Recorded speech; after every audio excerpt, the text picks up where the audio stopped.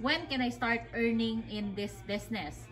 Yes, I get that question a lot kasi nga, I won't blame them even though they are not starting the business yet. They wanted to know kung gaano ba kabilis ang return of investment pag nagtayo sila ng sariling online business. Syempre nga naman, papasok ka sa isang negosyo, kailangan malaman mo, mabilis ko bang makukuha yung pinuhunan ko or hindi?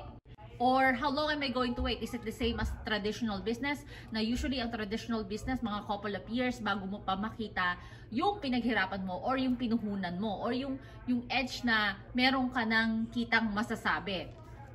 It depends. Hindi ko masasabi yung specific timeline kasi it will depends kung gaano mo tinatrabaho yung negosyo, kung gaanong kadaming oras ang binibigay mo, ang ginugugol mo, kung madisiplina ka ba, do you really treat this as a business or ginagawa mong laro-laro lang palibasa social media and we are focusing on attraction marketing kaya iniisi-isi mo lang. Again, this business is not designed as a 9-to-5 job na para kang empleyado. On this business, ikaw ang boss.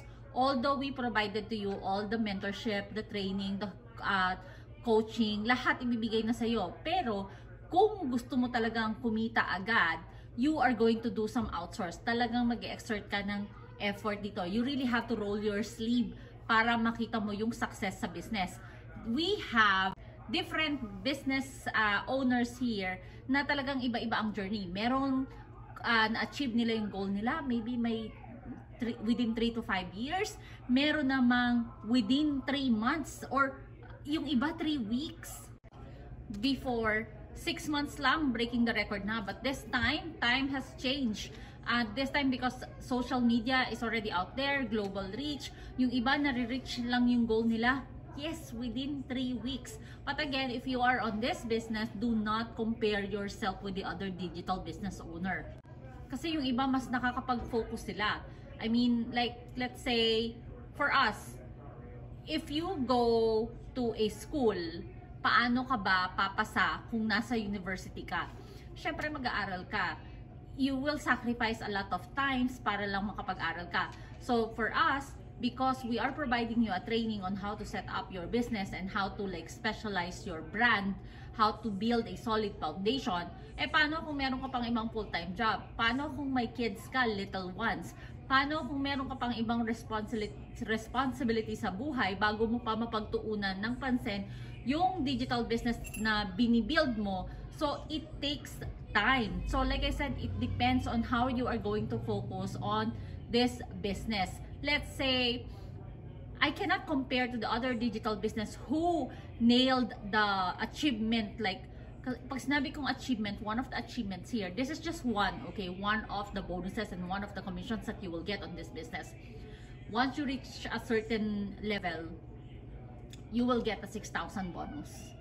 So, she did that. As this is bonus, again, bonus. This is not the commission that you are going to get. This is just aside from the commissions that you are getting from your sales. I cannot compare myself to her because when she started the business, she's unemployed. And what she did is 4 straight 3 months, nagkulong lang siya sa kwarto and pinag-aralan niya yung negosyo. Pinag-aralan niya yung structure ng business, pinag-aralan niya how the patented commission works, and pinag-aralan niya kung ano ba ang mga benefits at kung ano ba ang maibibigay niya para maging successful sa business to. Aside from that, na nagkulong siya for 3 months, 12 hours siya sa room. 12 hours. Me, of course, I cannot compare myself to her because first, I have young kids. Second, I have a full service restaurant. So I could only focus on the business on my free time. And do not say that it is hard work. Lahat naman hard work. If you are employed, you are also going to give your best, your hard work dun sa company na yon. So when you build this online business, always remember na ikaw nga, nag-work ka nga ng 8 hours para sa iba.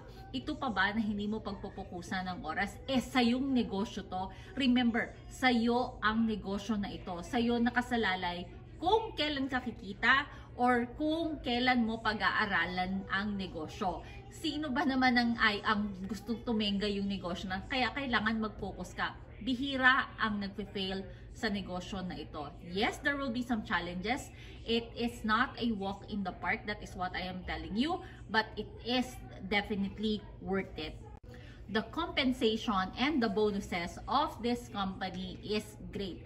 This is the reason why many of the independent business owner started their own online business as well. This is like a franchise, and the good thing is you can work at your own terms. Like I said, there will be no monthly fees, wala kang stocking ng mga supplies, wala kang inventory, there will be no shipping involved, walang ganon, because we are an affiliate of a high ticket company, but we focus more on attraction marketing.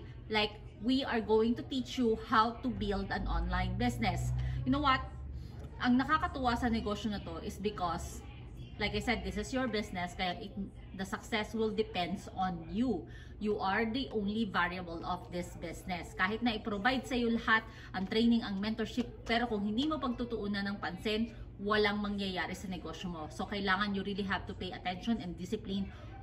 Faith as well, of course. Hindi pwedeng mawala yun. Kailangan magdasal ka na, kailangan humingi ka ng wisdom kung paano pa mapapaunlad yung negosyo mo. Like I said, negosyo to, hindi ito laro-laro lang. So, we are actually looking for a serious, aspiring business owner dun sa mga pagod na, hindi naman pagod, or dun sa mga gustong makakuha pa ng pagbabago sa mga ginagawa nila sa ngayon. And imagine, receiving your 6,000 bonus, sinong company ang magbibigay sa iyo ng 6,000 bonus? The one I'm telling you that she even had a closed door for 3 straight months for 12 hours in a day to focus on this business. There is one time that she works at this jewelry store, and after 5 years, she has given a loyalty award and a gift card. Yun lang yung naging bonus niya doon after 5 years of working hard. So, I mean, thankful, okay? Be thankful because they appreciate your hard work in there. But right now, I think she's been in the business for, I will correct this next time, but at least maybe 7 years when she is already in the business, and she have a multi-million house. She paid for that already, and she's actually receiving a fixed monthly income. So if you want to know more about this business, we have a free webinar. I could connect you. I can give you an access. Either I check my link on the website, or you could PM me your email address and I will register you. Again, this is free. This is just for you to give yourself a chance kung ito ba yung hinahanap mo na pwede mong part-time or pwedeng full-time. So again, let's connect. I know if this video is not clear enough, you have some questions in mind, let's connect because I can help you get started. Yun lang. God bless us, everyone.